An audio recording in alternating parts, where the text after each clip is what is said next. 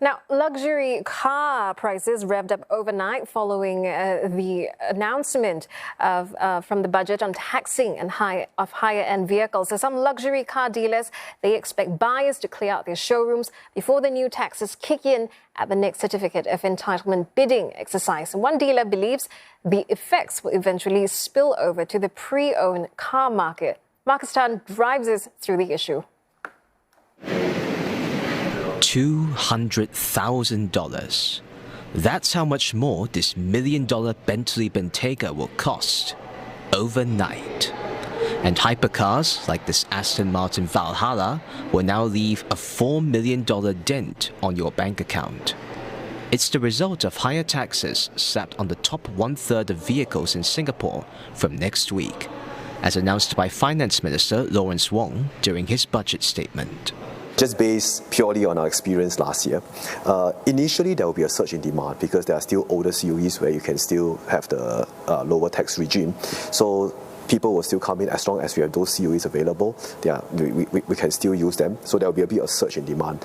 But after that, we may go into a period of adjustment where the market need to adjust to the new prices, the new taxes. It's not just the market for new cars that anticipates roadblocks ahead. Another luxury dealer expects customers to turn to the pre-owned market as an alternative, citing expensive COEs. However, he expects this diversion to be temporary. If you go into the mid-range, some of the prices may go up in accordance to, because when the new car prices go up, the pre-owned cars follow as well, because the replacement for someone selling a pre-owned car, when they want to buy a brand new car, the cost is higher. So when the replacement cost is higher, naturally, the pre-owned industry will also follow suit. That being said, the high price tags may not discourage buyers, especially those with deep pockets. Part of the value of owning a high-end car is actually the prestige value, the exclusivity value.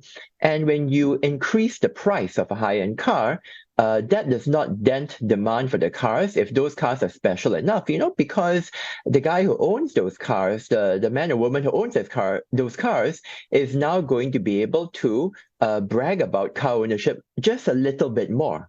Professor Thassera says there will also be impact on the open market values of cheaper cars, albeit much less. He suggests that sellers might have to change tactics. I think the most likely outcome in this mass premium market is that a model which ends up on the wrong side of the OMV cutoff will simply have their options or features dekitted, removed to try to make it fit under the OMV threshold. I think that's the typical measure that gets taken in the Singapore car market to respond to things like, OMV thresholds and tax thresholds and so on.